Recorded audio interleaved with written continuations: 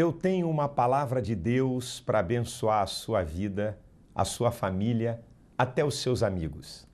Eu quero pedir a você, convide as pessoas que estão aí no ambiente onde você está assistindo esse DVD. Eu tenho certeza que Deus vai falar com você de maneira muito especial.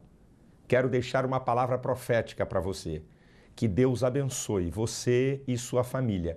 Que as janelas dos céus e as bênçãos do Senhor sejam derramadas e que você seja uma pessoa próspera e feliz em nome de Jesus.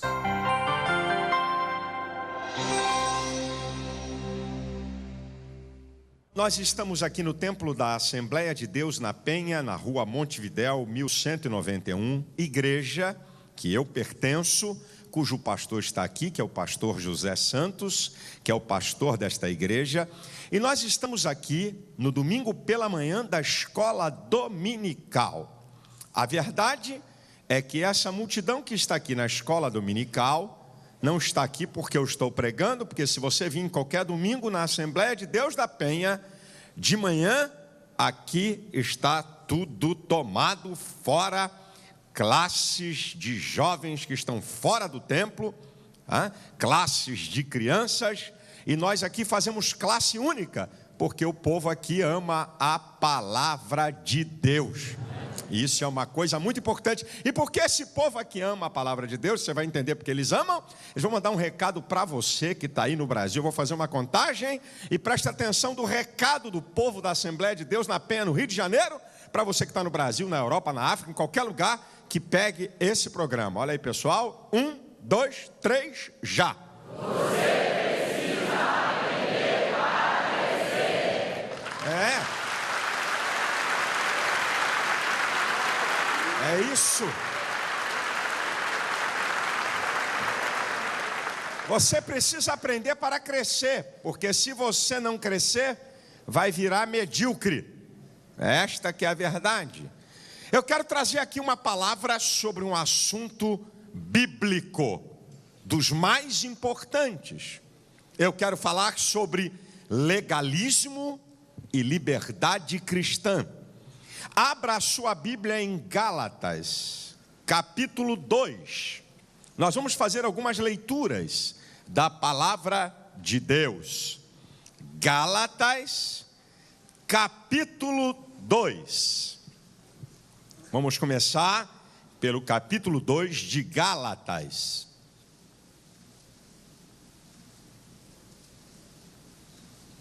Gálatas 2. A partir do primeiro versículo. Depois, passados 14 anos, subi outra vez a Jerusalém com Barnabé, levando também comigo Tito. E subi por uma revelação e lhes expus o evangelho que prego entre os gentios, particularmente aos que estavam em estima, para que de maneira alguma não corresse ou não tivesse corrido em vão. Mas nem ainda Tito, que estava comigo, sendo grego, foi constrangido a circuncidar-se. E isto por causa de falsos irmãos que se tinham intrometido e secretamente entraram a espiar a nossa liberdade que temos em Cristo Jesus, para nos porem em servidão, aos quais nem ainda por uma hora cedemos em sujeição, para que a verdade do Evangelho, você pode repetir isso aqui? Para que a verdade do Evangelho permanecesse entre vós, e quanto àqueles que pareciam ser alguma coisa, quais tenham sido noutro tempo, não se me dá. Deus não aceita a aparência do homem, e a esses digo que pareciam ser alguma coisa, nada me comunicaram. Capítulo 2, versículo 16. Agora vamos andar um pouquinho para frente. Sabendo que o homem não é justificado pelas obras da lei, mas pela fé em Jesus Cristo, temos também crido em Jesus Cristo para sermos justificados pela fé de Cristo e não pelas obras da lei, porquanto pelas obras da lei nenhuma carne será justificada. Gálatas capítulo 3, versículo 10 e 11. Gálatas capítulo 3, versículo 10 e 11. Todos aqueles, pois, que são das obras da lei, estão debaixo da maldição, porque escrito está: maldito todo aquele que não permanece em todas as coisas que estão escritas no livro da lei para fazê-la. É evidente que pela lei ninguém será justificado diante de Deus, porque o justo viverá da fé. Meus amados irmãos, a carta aos Gálatas é um dos maiores documentos da Bíblia sobre fé e liberdade cristã. Se não houvesse a carta aos Gálatas, toda a igreja cristã estaria mergulhada em ritos judaizantes, em dogmas judaizantes. E mesmo com a carta aos Gálatas, que nos fala de fé e liberdade cristã, mesmo com a carta aos Gálatas, muitas igrejas cristãs estão mergulhadas num legalismo farisaico, e muitos cristãos querem se parecer com os judeus. A verdade é que essa questão do legalismo farisaico e de cristão querendo serem judeus tem contaminado a pureza do evangelho, tem perturbado a fé de muitos e tem impedido que muitos venham ao conhecimento da verdade, e a verdade que liberta é Cristo, e em Cristo o evangelho é completo. Como é que o apóstolo Paulo e a Bíblia tratam da questão do legalismo? É isso que nós vamos ver aqui. E você vai entender por que eu estou falando esta palavra aqui, não somente para essa igreja, mas para qualquer cristão. Você vai entender. Olha que coisa interessante. Depois de 14 anos da conversão de Paulo, Paulo volta a Jerusalém para fazer a defesa do seu apostolado. E ele leva consigo a Barnabé e a Tito. Isso é para você ver como é que o apóstolo Paulo usa de inteligência, muito inteligente e estratégico. Porque Paulo volta a Jerusalém, onde estavam ali as colunas da igreja, Pedro e Tiago, e volta com Barnabé e com Tito. Então, Barnabé era judeu, está lá em Atos 4:36.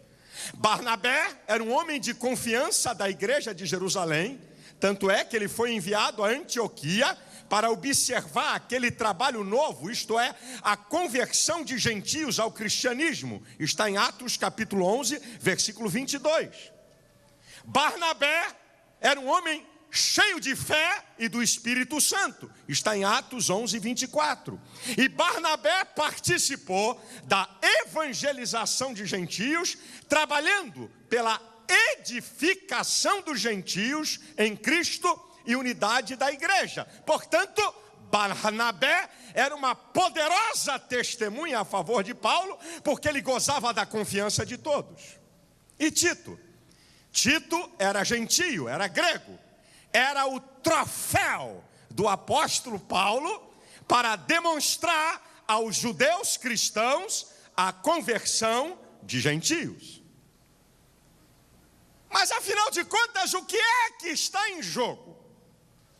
Afinal de contas, porque Paulo volta a Jerusalém para defender o seu apostolado e a sua pregação. O que é que está em jogo? O que está em jogo é o que está no versículo 5. A verdade do evangelho. E é por isso que eu estou pregando essa mensagem.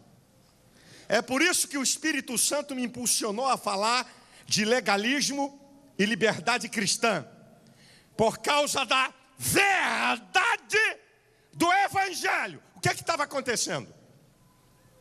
Os judeus cristãos criam que Jesus era o Messias, aceitaram a Jesus como Salvador, mas eles também tinham no seu bojo doutrinário a questão que tanto os judeus como os gentios tinham que obedecer à lei judaica.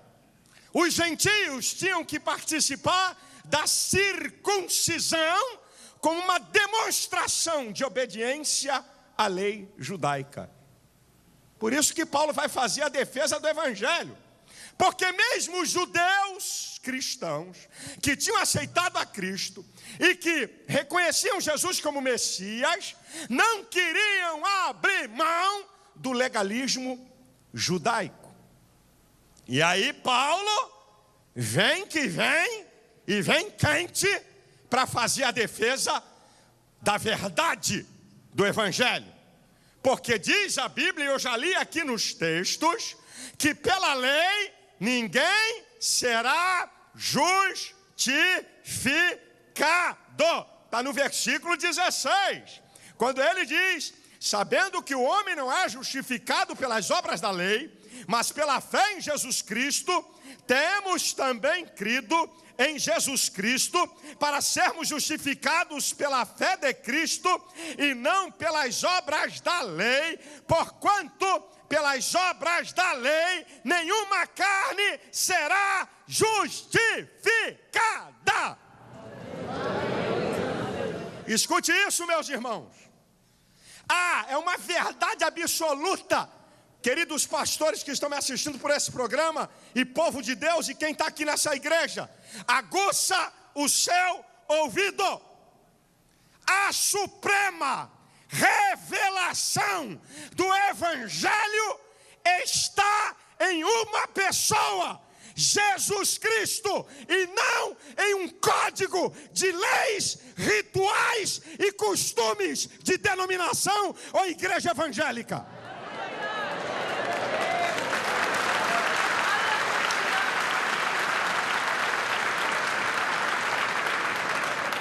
A suprema revelação do Evangelho está na pessoa de Cristo e não em códigos de leis, rituais ou costumes denominacionais. A experiência da fé cristã é demonstrada pelos frutos e não pela obediência a um código legal inventado por qualquer igreja. E tem uma frase, desculpa a expressão, que eu já ouvi de líderes, uma frase idiota. Eu vou dizer ela aqui para vocês. Não existe sã doutrina sem bons costumes. Parece que a frase é bonita, né? Parece até que a frase tem alguma coisa de valor. Essa frase me dá a ideia exatamente o que os fariseus fizeram no tempo de Jesus. Deus deu a lei, mas nós vamos inventar aqui mais de 600 regras para ajudar a Deus. Porque a lei não é suficiente. A sã doutrina não é suficiente. Ela precisa de ajuda de alguns dogmas ou de algum costume da igreja. Porque a palavra bom costume jogada ao léu da sorte é até uma coisa boa. Mas o que é bom costume para eles? É o cabelo das irmãs, é o batom que a irmã usa, é o brinco, é a calça comprida.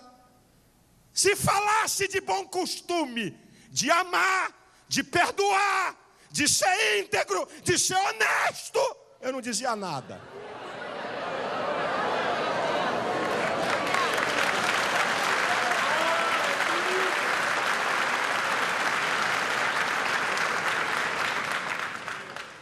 E quando dizem que não existe sã doutrina sem bons costumes, eu vou na ferida e vou dizer a verdade. Eles colocam o costume na paridade da doutrina e eu provo.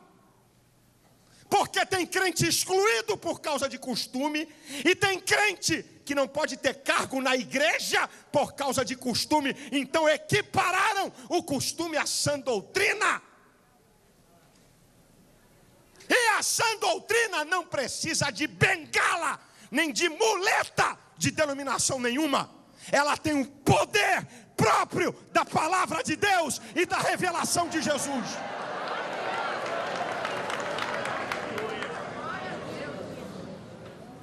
A evidência da fé cristã, meu irmão, não é obediência a ritos ou dogmas, ou código de leis, é fruto, ou frutos, e eu provo na Bíblia. O que é que Jesus falou em João 15:8? E nisto o Pai é glorificado, que deis muitos frutos, e assim sereis meus discípulos. Para Deus ser glorificado, eu tenho que produzir frutos. E para que eu possa ser chamado discípulo de Cristo, eu tenho que produzir frutos. E o que é que são frutos? Não estou falando do fruto do Espírito. Frutos, plural. É tudo aquilo que você produz de bom a partir do momento que você foi transformado pelo poder do Evangelho. Frutos. Jesus falou em João 15:16. Não foi vós que escolhestes a mim, mas eu escolhi a vós.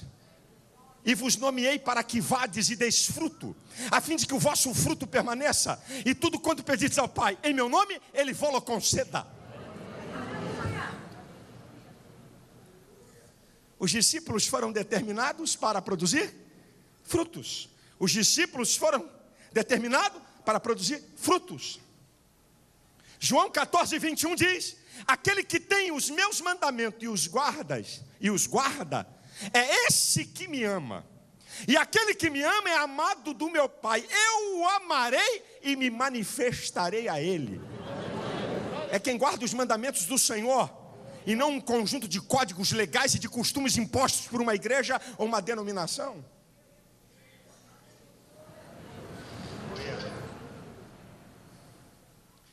E aí você me pergunta, pastor, tem alguma diferença do legalismo de hoje para o legalismo do passado? A única diferença é o que obedecer e seguir. É só essa. Porque todos eles têm pataquada. Todos eles. O legalismo só muda o que resolveram estabelecer para seguir. Você quer ver o legalismo de hoje? Vou te mostrar. Vou te mostrar as características do legalismo de hoje. Roupa. Deuteronômio 22:25. O negócio vai ficar bonito aqui até o final. Não desliga a TV não, meu filho, que é só o princípio. Fica ligadinho aí que você nem viu nada.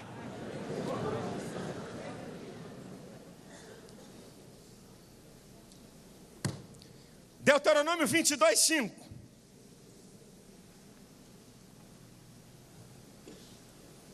Abra aí, meu irmão. Olha o que é que eles usam.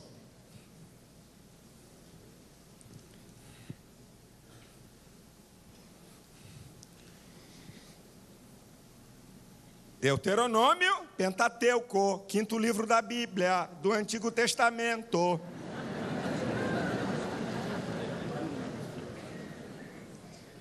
Olha que maravilha. Não haverá traje de homem na mulher, e não vestirá o homem vestido de mulher, porque qualquer que faz isto, abominação é ao Senhor Deus. Está na Bíblia. Está em Deuteronômio. É da lei. Isso aqui não tem nada a ver com a graça. Roupa de homem ou de mulher não tem nada a ver com a graça. Ah, você quer obedecer isso aqui? Você quer obedecer isso aqui? Você quer ver a segunda lei? Então, peraí. Nem para legalista essa gente presta. Vamos continuar, peraí, meu irmão. Ah, você quer viver segundo a lei, né? É isso que tu quer? Então, versículo 15 do capítulo 21. Está aí mesmo no conjunto da página. Olha aí. Capítulo 21 de Deuteronômio. É lei também.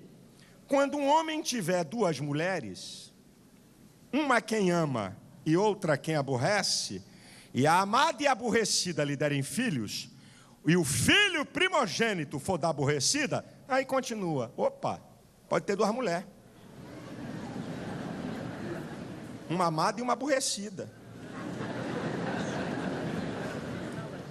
Essa rixosa que você tem aí, pode arrumar uma melhor. É lei, vamos continuar. Acabou? É lei. Quer viver debaixo da lei? Ah, é isso que você quer? 21:18. Quando alguém tiver um filho, quanto mais rebelde, que não obedecer à voz do seu pai e à voz da sua mãe, e castigando eles lhe não derem ouvidos, então seu pai e sua mãe pegarão nele e o levarão aos anciãos da sua cidade, à porta do seu lugar, e dirão aos anciãos da cidade: este nosso filho é rebelde, e quanto mais não dá ouvidos à nossa voz, é um comilão e beberrão. Então todos os homens da sua cidade o apedrejarão com pedras até que morra. Até aqui.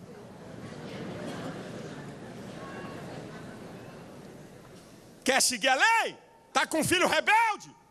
Vamos mudar só um pouquinho. Vamos mudar só um pouquinho. Não dá, pastor, para chamar o pessoal da cidade para matar, coisa e tal. Entrega a turma que sabe fazer isso. É lei, rapaz. Seu filho é rebelde? Manda matar. Está aqui na lei. Ah, você quer mais, é? Então vamos embora. É lei. Levíticos 12. Vamos para a lei, minha gente. Levíticos. Gênesis, Êxodo, Levíticos.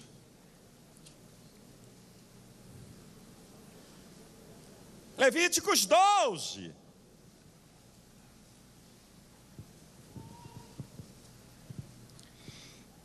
Olha só que coisa interessante. Isso aqui é lei.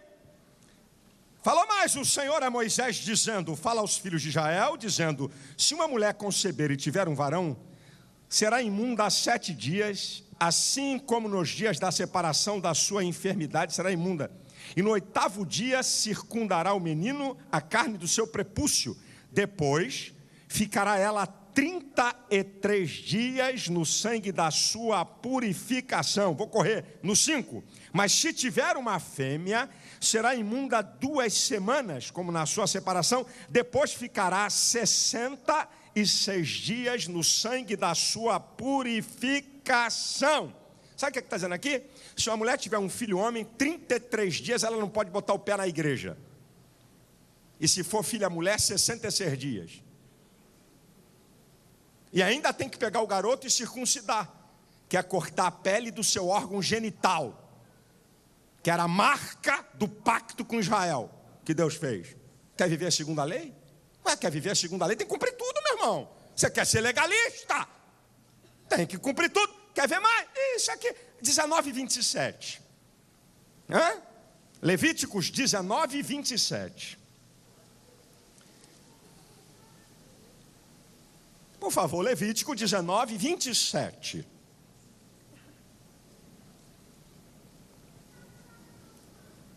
Não cortareis o cabelo arredondando os cantos da vossa cabeça, nem danificarás a ponta da tua barba. A tua está danificada aí. Mas você aqui é o melhorzinho que tem. Nós estamos tudo lascado, segundo a lei. Só ele. E a dele está danificada, viu? Você que está filmando. Aqui do nosso pastor. Está danificada. Aí, pastor, tu não quer botar legalismo na tua igreja? Deixa a barba crescer. Você pensa o quê? Você está 21:5. Ai, Jesus, o negócio está ficando bonito. Olha só, agora é para o sacerdote. Aí é para nós. Não farão calva na sua cabeça, não raparão os cantos da sua barba, nem darão golpes na sua carne. Para o sacerdote, obrigatório o uso da barba. Eu vi uma história aí que José se apresentou a Faraó e teve que fazer a barba. Falaram isso aí no Brasil inteiro. Olha, irmão, você tem que fazer a barba. Porque José, quando foi se apresentar para Faraó, fez a barba, que dirá se apresentar a Deus. Momentinho, não faz essa heresia assim não. Quem representa Faraó na tipologia bíblica? Satanás. Não representa Deus, representa Faraó, representa Satanás. José foi se apresentar a Satanás e fez a barba. Agora, qual é aquele texto célebre sobre Arão? Quão bom e quão suave é que os irmãos vivam em união. É como óleo que desce.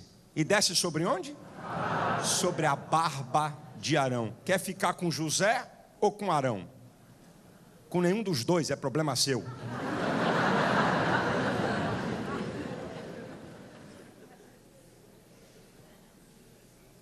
Esse aqui é legalismo? Tiago 2,10 diz: qualquer que quiser viver, guardar a lei e tropeçar em um item, tornou-se culpado de todos.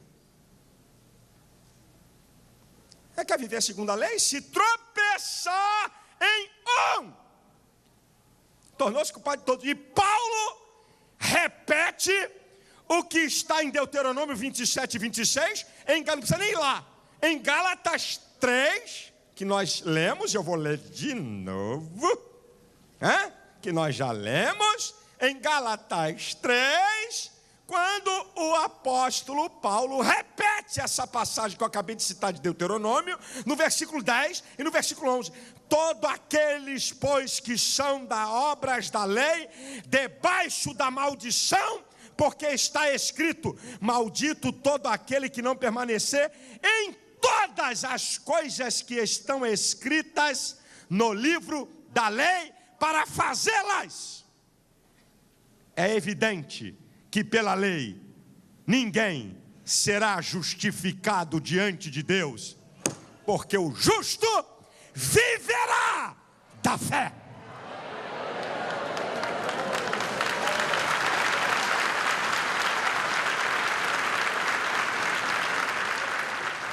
Colega pastor, se você bota a tua igreja debaixo do legalismo, segundo Gálatas 3, versículo 9 e 10, você está debaixo de maldição. É o que está na Bíblia. Quem quiser me contraditar, traga a Bíblia para vir discutir. Não traga argumentação filosófica não. Vem aqui com a palavra. E Paulo está repetindo o que está na lei. E aí ele dá a sentença aqui, pela lei, pelo legalismo, ninguém vai ser justificado, mas pela fé. Agora, deixa eu dizer uma coisa para você, meu irmão. O legalismo, tem textos prediletos no Novo Testamento. Você pensa que vai deixar passar? Abra sua Bíblia em 1 Pedro, capítulo 3.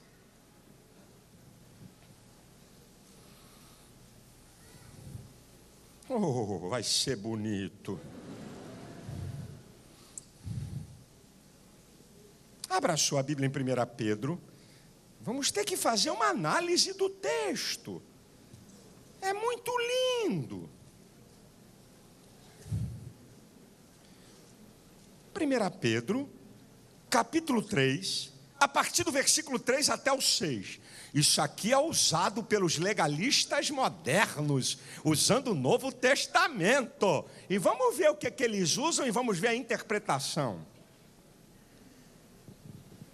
1 Pedro, capítulo 3, do versículo 3 ao 6. O enfeite delas não seja o exterior, no frisado dos cabelos, no uso de joias de ouro, na compostura de vestidos, mas o homem coberto no coração, no incorruptível traje de um espírito manso e quieto, que é precioso diante de Deus, porque assim se adornavam também antigamente as santas mulheres que esperavam em Deus e estavam sujeitas a seus próprios maridos, como Sara obedecia a Abraão, chamando-lhe Senhor, da qual vós sois filhas, fazendo bem e não temendo nenhum espanto. Ei, pastor, agora o Novo Testamento estreitou. Está vendo? Porque a mulher não pode usar joia. Número 1, a interpretação Você não precisa ir na hermenêutica. Primeiro é uma questão de semântica. Por favor. Ei. Semântica. O água com açúcar da língua. Ou da linguagem. O que ele está dizendo aqui? O enfeite delas não seja. Ele não está dizendo que é proibido, ele está dizendo qual é a prioridade do enfeite da mulher. Vamos devagar. Ei, ele está falando de prioridade, e diz qual é a prioridade. Está aqui escrito: um espírito manso, quieto, submissão ao marido. A beleza do Silas, eu sei que eu não tenho nenhuma, mas deixa eu me usar. A beleza do Silas não seja na gravata que ele usa, ou no relógio, ou no anel. Não está dizendo que eu sou, enfim, ou no sapato. Não está dizendo que é proibido eu usar a gravata. Está dizendo que tem uma coisa que vale mais na minha vida do que a minha gravata. Que vale mais do que meu anel, do que meu relógio. Eu não posso ser admirado pelo mundo, pela gravata ou pelo terno que usa. Onde é que está dizendo que está proibido agora? Vamos. Rapaz, eu estou dizendo aqui, nem para legalista essa gente presta. Você quer ir no texto sem analisar a semântica da linguagem, não é nem hermenêutica, é interpretação. Então, quer? Então vamos lá. Se você acha que a mulher não pode usar brinco, então ela não pode usar nenhuma peça de adorno. Broche. Aleluia. E eu vejo esposas de gente legalista que anda com cocão na cabeça, e eu não tenho nada contra coque. E uma paulada de um broche de ouro. Se a mulher não pode usar brinco, leia o texto. Ela não pode usar joia nenhuma, não pode frisar o cabelo e nem usar vestido novo. Não mata não, irmã, não sou eu não, são eles. Leia o texto. A beleza da mulher não seja no uso de joia, no frisado do cabelo e na compostura dos vestidos. As irmãs teriam que andar com vestido velho, lascado. Se quiserem fazer interpretação sem observar nem a semântica do texto. E tem mais, ainda não acabou não, legalistas. Se a mulher não pode usar brinco, não pode usar joia nenhuma, não pode frisar o cabelo, não pode usar vestido novo e tem que chamar o marido de senhor.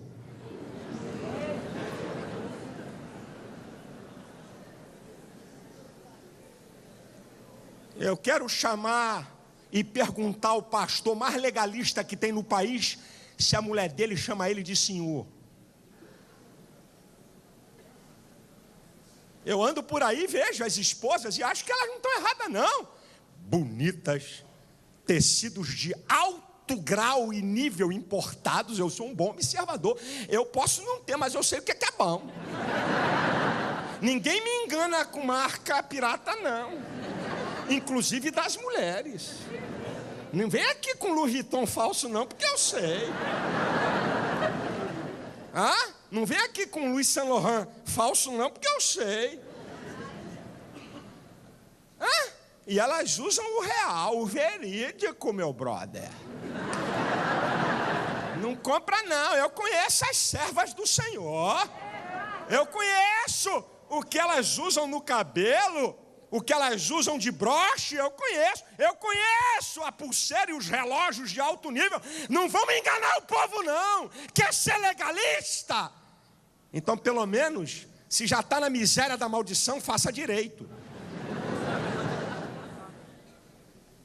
Quer mais? Eu vou te mostrar textos do Novo Testamento que eles usam, deturpando o teor semântico e teológico da palavra. Quer ver outro? 1 Coríntios 11. Vamos lá.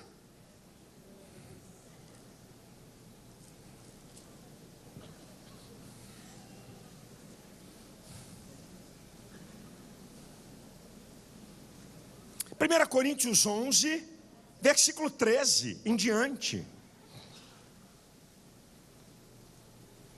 Eu só estou mexendo em ferida.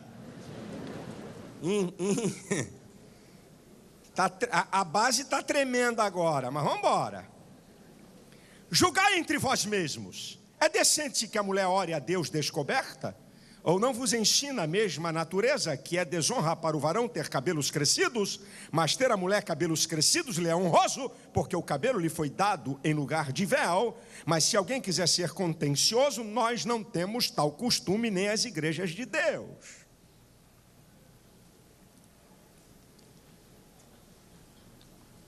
Tem algumas coisas a considerar desse texto que são muito importantes. Em primeiro lugar, vamos para a hermenêutica, a ciência da interpretação da Bíblia, e a exegese, a ciência da interpretação do texto. O que a hermenêutica me ensina? Texto sem contexto é pretexto para heresia.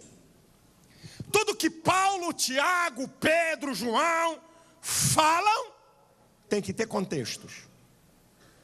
Qualquer regra do Antigo Testamento, para ser obedecida por nós, no Novo Testamento tem que ter várias vezes escrita. Por exemplo, os 10 mandamentos. Dos 10 mandamentos, 9 várias vezes são repetidos no Novo. Não é repetido, guardar o sábado. Por isso que nós não guardamos o sábado. Porque não tem ordenança para guardar o sábado. Mas os outros 9, adultério, sabe? Se encurvar a outros deuses, está lotado no Novo Testamento, é para obedecer. Aqui, meu irmão, por que só tem essa passagem no Novo Testamento e não tem nenhum outro lugar isso que Paulo está falando? Para ser doutrina para a igreja de hoje tem que ter contexto. Qualquer um sabe, isso é princípio da hermenêutica, senão nós vamos deturpar a Bíblia. Se você pegar um texto isolado e quiser fazer uma doutrina para a igreja, nós vamos ser heréticos e não igreja de Cristo. Para ser doutrina para a igreja tem que ter contexto. Não tem contexto desse texto. Então o que Paulo está tratando? Vamos analisar Corinto. Em Corinto, as prostitutas andavam de cabeça rapada. Em Corinto, uma mulher com cabelo curto era sinal de uma dessas duas coisas: punição de adultério ou luto, porque o marido morreu. Hoje, nem mulher de cabeça rapada significa ser prostituta, e nem mulher de cabelo curto significa que é sinal de traição ao marido ou de luto. Primeira consideração, mas vamos embora, vamos caminhar. Segundo, onde é que está a medida do cabelo? Se para um homem ter cabelo aqui é grande, então por que o cabelo aqui da mulher é curto? Vamos ter coerência. Se um homem usa cabelo aqui e é grande, então aqui não pode ser curto para a mulher. Temos que ter coerência. Segundo lugar, se isso aqui é doutrina para a igreja, Deus é preconceituoso. Porque muitas mulheres negras, por natureza, o cabelo não cresce.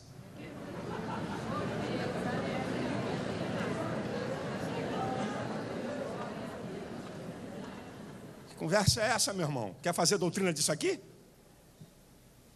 Que história é essa? Quer viver com um texto para fazer doutrina? Agora escuta aqui. Aqui eu dou a chave neles. Se 1 Coríntios capítulo 11, do versículo 13 ao 15, é doutrina, porque por causa disso aqui gente é excluído da igreja, e gente não pode participar, então é doutrina. São tão hipócritas que é só virar 2 páginas para 1 Coríntios 14.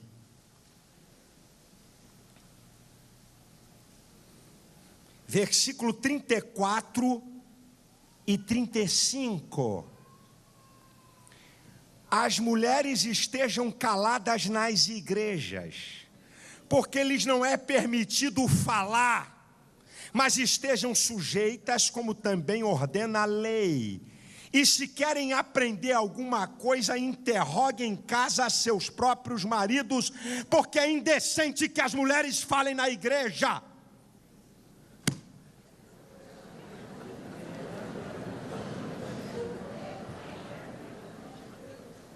Então Paulo é contraditório. Porque Paulo diz que as mulheres podem profetizar na igreja, e aqui diz que elas não podem falar. E diz que para a mulher profetizar tem que ter o véu. Quer dizer, o cabelo é dado como véu. Então a mulher pode falar ou não pode falar? Qual é a história aqui? Não tem nenhum outro texto sobre isso aí. Se não tem nenhum outro texto, não pode ser doutrina. Agora, se é doutrina, senhores legalistas que querem colocar a questão do cabelo como doutrina, os senhores também têm que proibir qualquer irmã de usar o púlpito dos senhores, de dirigir qualquer departamento dos senhores, de fazer festa de união feminina e usar o microfone para falar para a igreja. Nem para legalista prestam.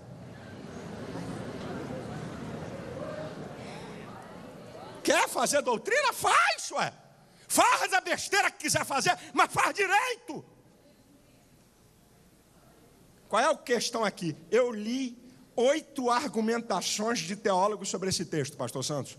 Eu li de 8. E eu não estou falando de Silas Malafaia, não. Estou falando de nego que conhece grego, entendido em antropologia, história. A única coisa que eu ouvi esses camaradas falarem sobre isso aqui é o seguinte: é que na igreja de Corinto, a mulherada estava abrindo a boca, arrumando um monte de confusão, falando mais, porque as mulheres não falam. Isto é uma calúnia. Isto é difamação. Esse negócio de dizer que mulher fala mais do que homem, eu não concordo.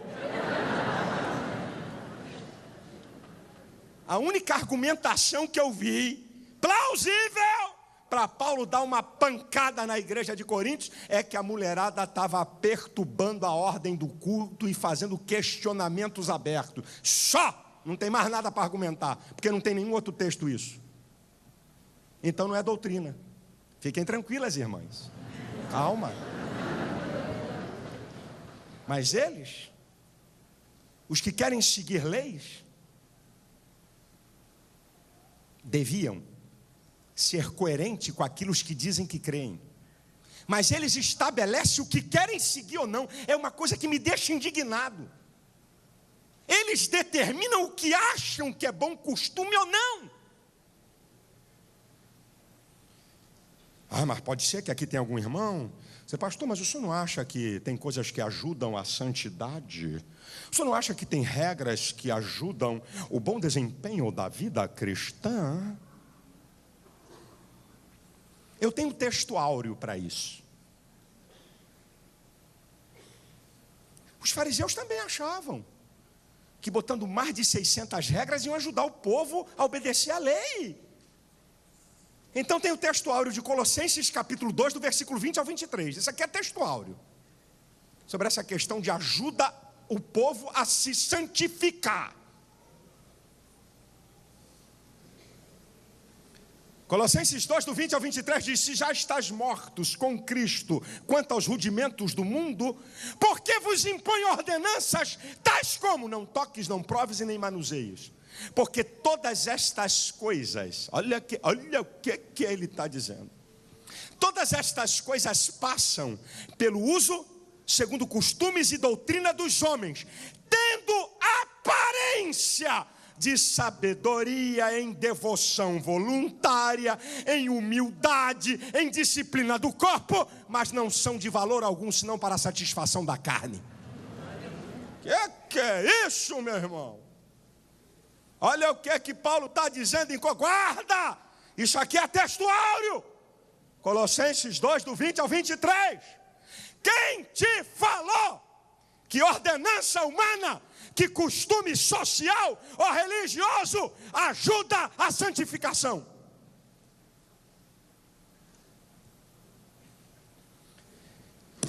Eu vou mostrar para vocês as características dos legalistas na Bíblia. Volte ao capítulo 2 de Gálatas.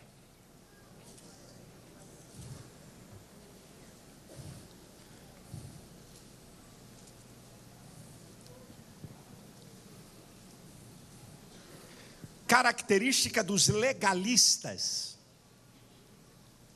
na Bíblia. Gálatas 2,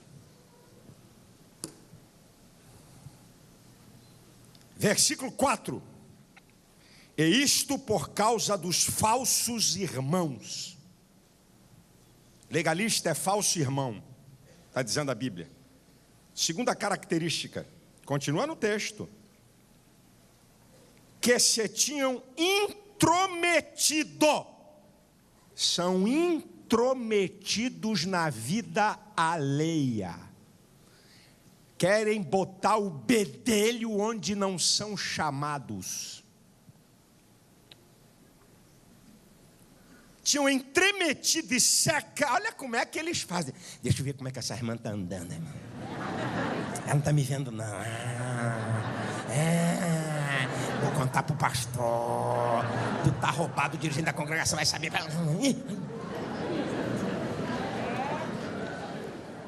Que tinham se metido, está no texto, não estou forçando o texto não, que tinham se metido secretamente a espiar a nossa liberdade que temos em Cristo Jesus.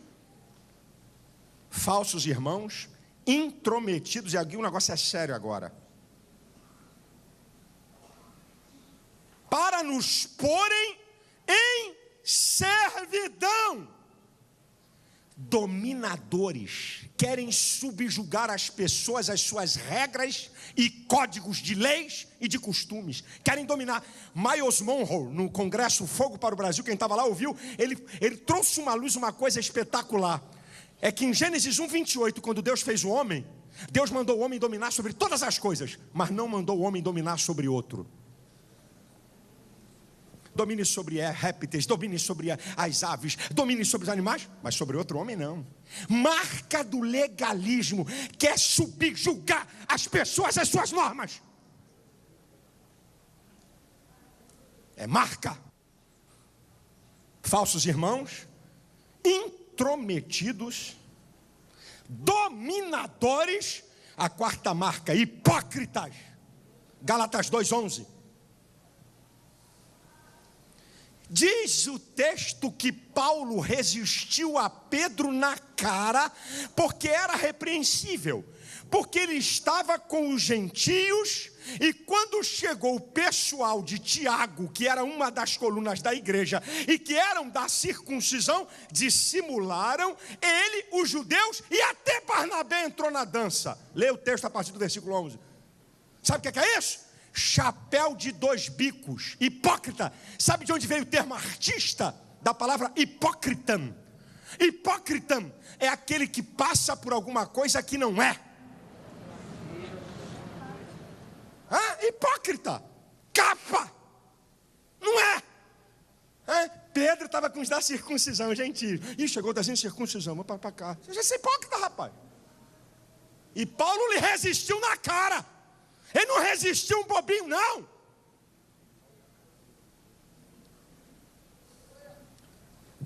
Quinta marca, característica dos legalistas: fariseus. E aqui escuta o que eu vou te falar. Não leia porque não dá tempo, mas leia o capítulo 23 de Mateus. E eu só vou destacar 5 características dos fariseus. Calma que eu já estou chegando perto do final. Escute isso. Escute isso aqui. Marca de legalista é ser fariseu. O que são os fariseus? A elite religiosa que subjugava o povo segundo as normas, além da lei judaica.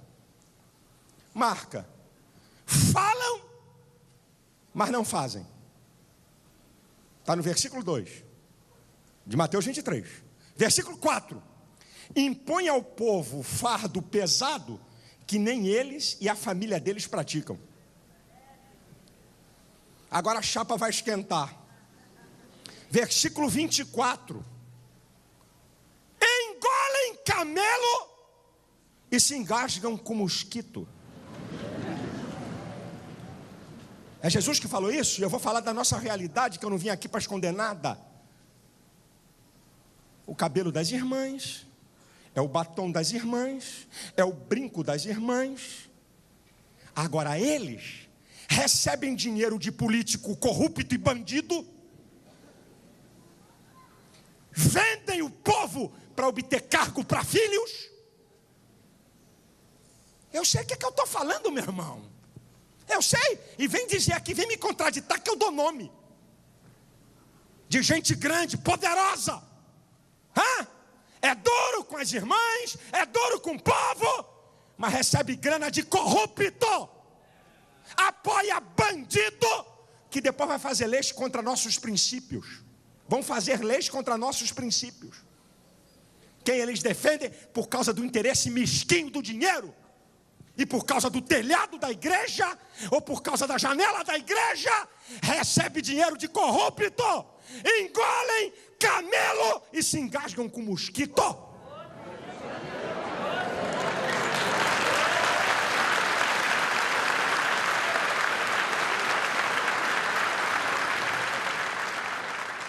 Tem um deles aí no Brasil, que é um dos mais violentos, o filho metido em trapaça e corrupção política. Pergunta se o filho foi excluído da igreja.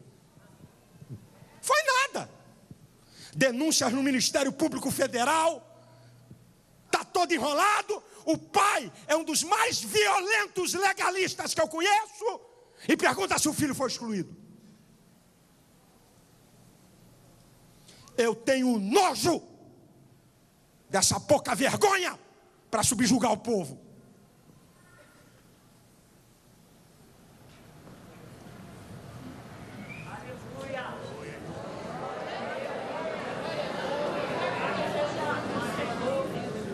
Do versículo 25 ao 28, sabe qual é a característica deles? Como fariseu, sepulcro caiado, por fora bonito, mas por dentro está podre. A roupa é o cabelo, é a aparência, mas a mente está cheia de adultério, de prostituição, de engano, de trapaça, de golpe. Quem diz isso é a Bíblia, não sou eu. E no versículo 13, a quinta característica que eu destaquei: eles nem entram no reino de Deus e fecham a porta para que outros possam entrar. A coisa é tão pesada, pastor Santos. Quer dizer, não, isso aí não dá não. Não dá para ser crente, não dá não, é muita, não dá. Eu já ouvi gente dizer, pastor, não dá para cumprir a lei de vocês. Eles não entram e não deixam outros entrarem. Meu irmão, veja a convicção e a firmeza de Paulo diante de toda a pressão dos legalistas. Veja, está no texto. Olha a firmeza e convicção de Paulo diante de toda a pressão legalista. Vamos para a Bíblia, meu irmão, porque aqui é que o negócio é bonito.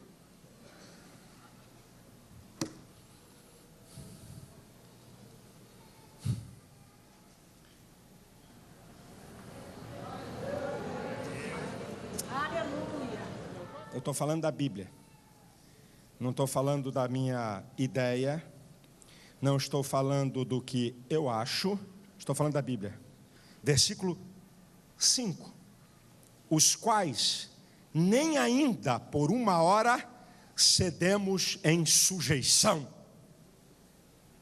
Você sabe o que Paulo fez? Eu não me submeto.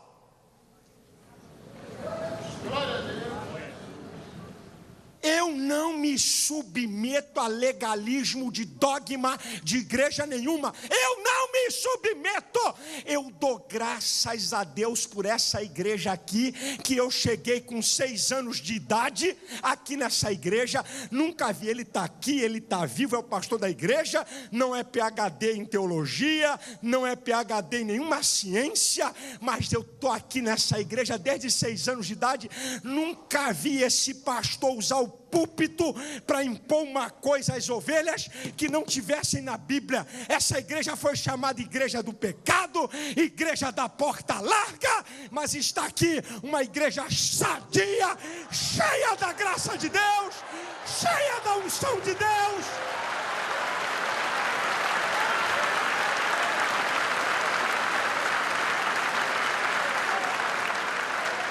Estamos aqui no culto da escola dominical, que não tem vaga mais para ninguém, tudo que é sala lotada. Vai na igreja deles para ver se o povo quer aprender alguma coisa. Vai lá, vai lá. É meia dúzia de regras e tá bom. Graça, meu irmão, você e eu temos que andar de joelho por essa igreja. Nunca se submeteu a legalismo barato imposto por homem.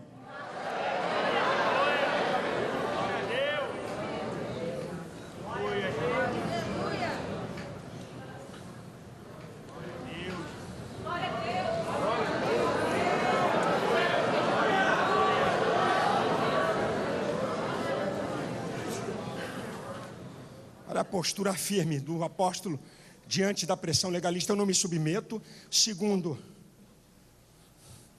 eu não me submeto, na continuação do versículo, para que a verdade do evangelho permanecesse entre vós. Eu não me submeto, porque a verdade do evangelho é mais importante do que qualquer dogma denominacional. Eu não me submeto porque a verdade do evangelho é maior.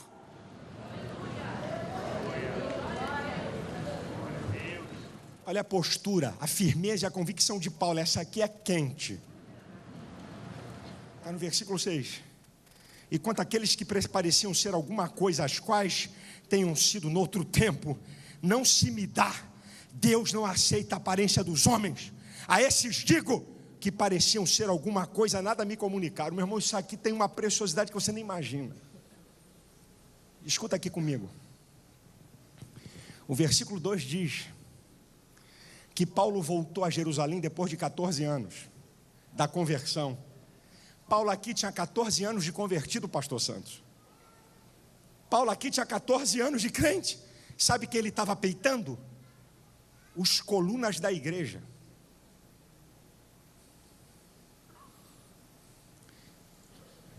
Querido pastor, querido líderes ou queridos líderes denominacionais, respeito a idade de vocês porque eu tenho pai. E quero que respeitem meu pai. Agora não me peçam para que o respeito a vocês façam com que eu me submeta ao vosso legalismo. Porque a palavra está acima da sua idade e da sua experiência. O que Paulo está dizendo aqui, olha, eu não tenho medo do poder de líder nenhum. Eu não tenho medo de autoridade religiosa nenhuma. Eu não tenho medo de aparência. Porque a verdade do evangelho é maior do que eles.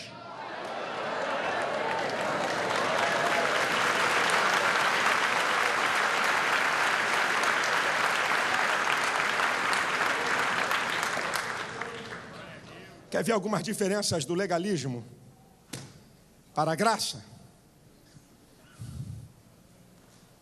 Algumas diferenças do legalismo para a graça. O legalismo quer que todo mundo seja igual. A diferença os perturba, porque manifesta seus defeitos. O legalista quer que todo mundo seja igual, para que não descubram as suas limitações e defeitos.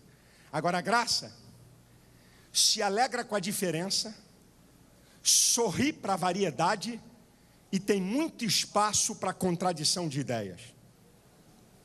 Por isso que Paulo resistiu a Pedro na cara. Por isso que Atos 15:39, Paulo teve uma discussão violenta com Barnabé acerca de João Marcos e não foram repreendidos pelo Senhor. Discussão de ideias. Isso é graça. A graça se alegra com a diferença, sorri para a variedade. Sabe qual é a diferença de legalismo para a graça? É que o legalismo, ele se utiliza de manipulação da intimidade e usa a intimidação e a repressão. A graça nos faz ser livres. Nos faz aceitar o outro. Sabe por que você tem valor? Na graça, porque você pode ser o que você é, sem precisar agradar ninguém. No legalismo tem que estar agradando a quem está lá. E segundo, não, isso aqui não agrada ele não, então não uso. Isso aqui não. Não, você pode ser o que você é. Ei, pastor, livre? Mas pastor, quer dizer então que na graça a gente pode pintar e bordar. Estou na graça, vou botar para quebrar. Eu sou livre. Ei. Não bota a palavra na minha boca não. Gálatas 5:13 diz que nós fomos chamados à liberdade, mas não useis da liberdade para dar ocasião à carne. Pega leve. devagar. 1 Coríntios capítulo 6, versículo 12 diz: todas as coisas me são lícitas, mas nem todas as coisas me convêm. Todas as coisas me são lícitas, mas eu não me deixarei dominar por nenhuma. E em 1 Coríntios 10, 23 diz: todas as coisas me são lícitas, mas nem todas me convêm. Todas as coisas me são lícitas, mas nem todas me edificam. 1 Tessalonicenses 4, 4 diz: cada um saiba usar o seu vaso em santificação e honra. Isso aqui é sensacional. Isso aqui é uma cipuada no legalismo.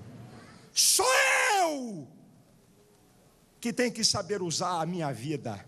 Não é o outro que vai dizer o que é santo ou não para mim. É 1 Tessalonicenses 4:4. Você sabe a diferença do legalismo para a graça? O legalismo trabalha com previsibilidade e mediocridade. Isso aborrece a Deus. Obedece isso aqui que você está safo. A graça trabalha com variedade. Isso alegra a Deus. Numa igreja, bate palma. Na outra não bate palma. Numa igreja, e na outra não tem rodopio. Amém?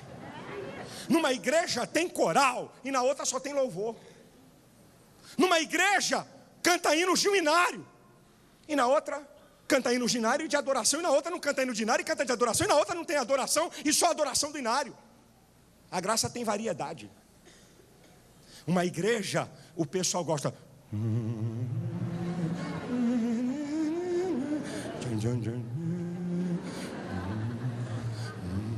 Silêncio, calma. Tem gente que gosta disso, irmão. Isso é a graça. Não condena não, meu irmão. Não condena não, a graça tem variedade. Romanos capítulo 14 diz: olha, um crê e come de tudo, outro não crê e come só legumes. O que come de tudo não fala do que come só legumes. O que come só legumes não fala do que come de tudo. A irmã quer usar manga aqui, vestido aqui e cabelo aqui, você é livre para fazer isso. E você não pode ser ridicularizada, nem dizer que você é atrasada. Você faz para o Senhor, é o que diz Romanos 14. Agora, se a outra usa o cabelo aqui, a manga aqui e o vestido decente, você também não fale dela. A graça tem variedade. Um prega de terno e outro prega sem terno. Um prega de paletó lascado e outro não tem lasca nenhuma. Isso é a graça. A graça tem variedade, meu filho. O legalismo não, é medíocre. Sabe qual é o modelo do legalismo? Um código de leis e normas. Sabe qual é o modelo da graça? A pessoa bendita e maravilhosa de nosso Senhor Jesus Cristo.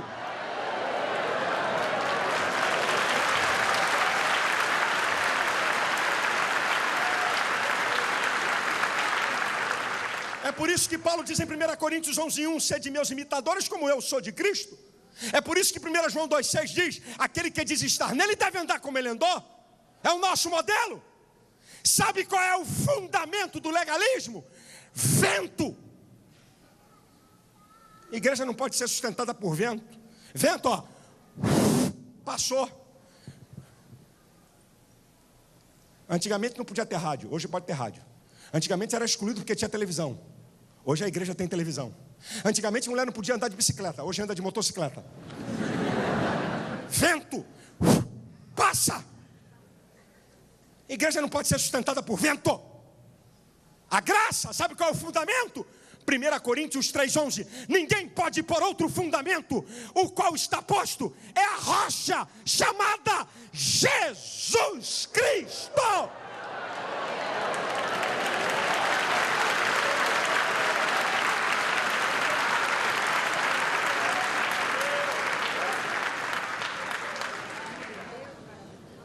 Eu termino dizendo para vocês,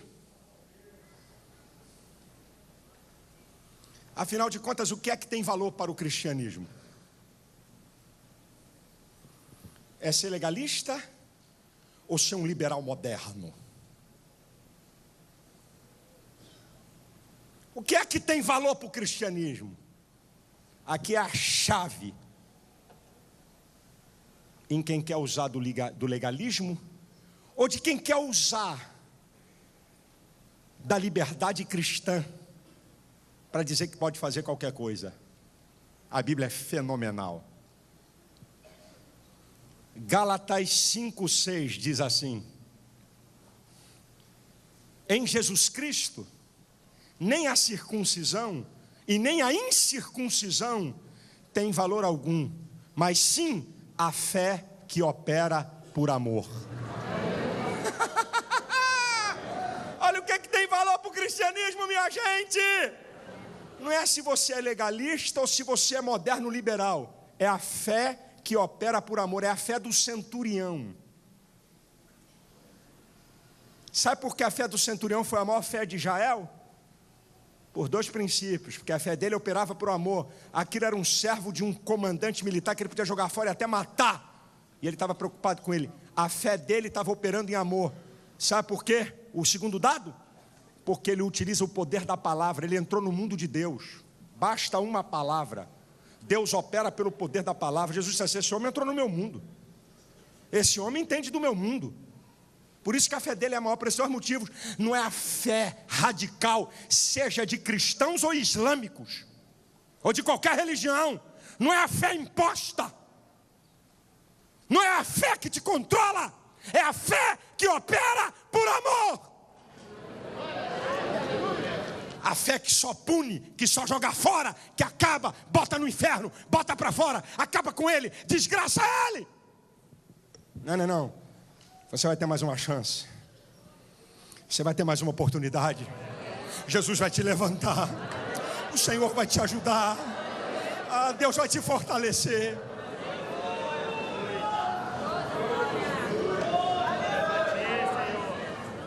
O que tem valor para o cristianismo? Gálatas 6,15. Em Jesus Cristo, nem a circuncisão, nem a incircuncisão tem valor algum, mas sem ser uma nova criatura. Meu irmão, quando o homem é transformado pelo poder do Evangelho, novo pensar, novo sentir, novo agir. É uma transformação radical. Não é apenas um modelo de códigos para obedecer. É uma mudança radical de vida que homem nenhum opera, que código nenhum opera, que costume nenhum opera, que norma de igreja nenhum opera. Mas através da palavra e do Espírito Santo, você é transformado para o novo viver. Isto tem valor para o cristianismo.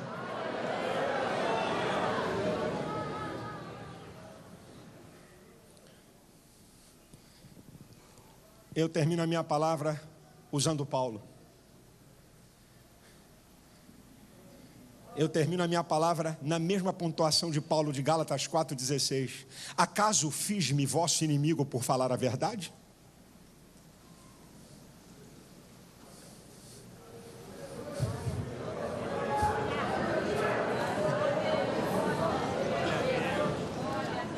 Gálatas 4,16.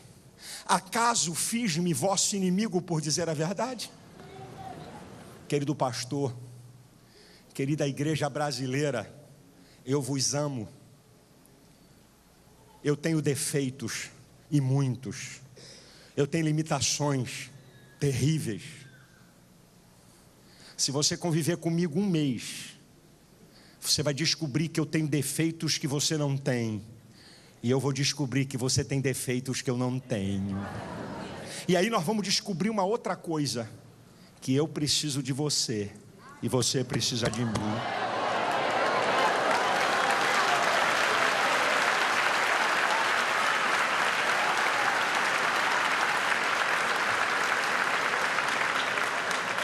Acaso fiz-me vosso inimigo por dizer a verdade? Eu não estou ensinando a nenhum crente se rebelar contra a sua igreja e seu pastor. Aqui, eu vou falar aqui, pastor Santos, porque aquilo que a gente fala na nossa casa, a gente tem autoridade para falar para qualquer um. Aqui nessa igreja, eu tenho aprendido aqui. Como eu disse, eu cheguei aqui com 6 anos de idade. Quem consagrou meu pai ao pastor foi o pastor Santos, há 40 e poucos anos atrás. Quem me consagrou a pastor foi o pastor Santos, há perto de 28 anos atrás. Eu cheguei aqui nessa igreja. E sabe o que eu tenho aprendido aqui? E vocês já ouviram aqui desse púlpito. Meu irmão, Se você não está satisfeito aqui, procure uma igreja para você servir a Deus satisfeito. Nós não queremos ninguém aqui emburrado. Esse pastor, crente pitbull, crente Rottweiler. O pastor até que é legal, mas esse genro dele... O pastor é gente fina, mas aquele ali, depois que ele tirou o bigode, então... Eu não gosto desse culto, eu não gosto dessa orquestra, eu não gosto... Por favor, irmão, servir a Deus é uma coisa tão preciosa. Cultuar a Deus é uma coisa tão preciosa. Você não pode estar no seio da igreja, com a igreja de Cristo reunida, para cultuar o único Deus verdadeiro, e metendo o pau no pastor, e falando mal da igreja. Então o que nós dizemos aqui no púlpito, eu digo para todo o Brasil: não arrume confusão com o seu pastor não. Você vai arrumar maldição para a sua vida. Você não está satisfeito nessa igreja? Sai numa boa, debaixo da bênção, e vai com a sua família para uma igreja que você vai se adequar. Porque essa igreja aí, como essa aqui, não são as únicas que levam para o céu, não. Não é a minha denominação que leva para o céu, não. Viu, querido? Não adianta nenhum líder te pressionar. Você não é amaldiçoado porque saiu de uma jurisdição eclesiástica para outra jurisdição eclesiástica. Você é amaldiçoado se for atrás de rebelde. Você é amaldiçoado se for atrás de quem divide igreja e faz rebelião. Mas se você está aí nessa igreja e não está satisfeito com as normas, sai em paz, não fale mal do pastor, não arrume confusão, e Deus vai te abençoar em outra igreja.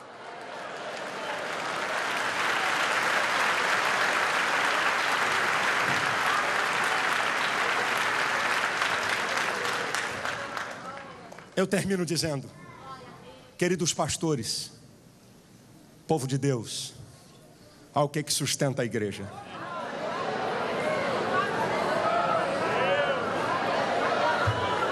A palavra, a palavra, a palavra, a palavra.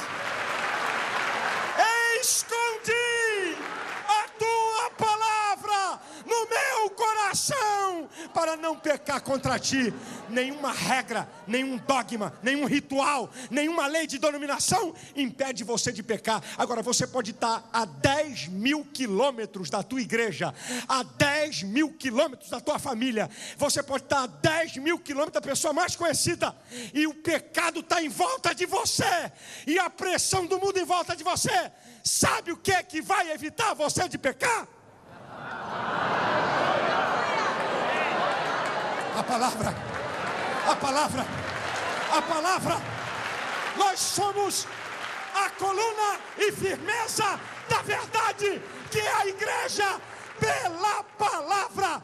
Deus vos abençoe, o Senhor vos guarde, o Senhor guarde a igreja do Brasil. Vamos manter a pureza do Evangelho, a verdade do Evangelho. Vamos amar a palavra, porque a qualquer hora a trombeta vai soar e a igreja vai ser arrebatada. Maranata, Maranata, Maranata. Ora vem, Senhor Jesus. Deus os abençoe.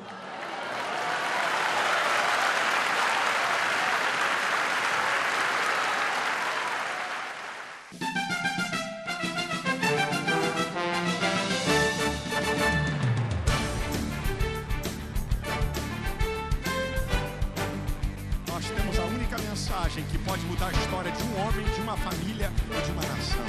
A mensagem do Evangelho. Não há nada que Deus não possa fazer. Ele é que é maravilhoso. Na hora de Deus, as janelas dos céus vão se abrir. Deus vai mandar a resposta. E te prepare para os resultados maravilhosos para a sua vida. Glória!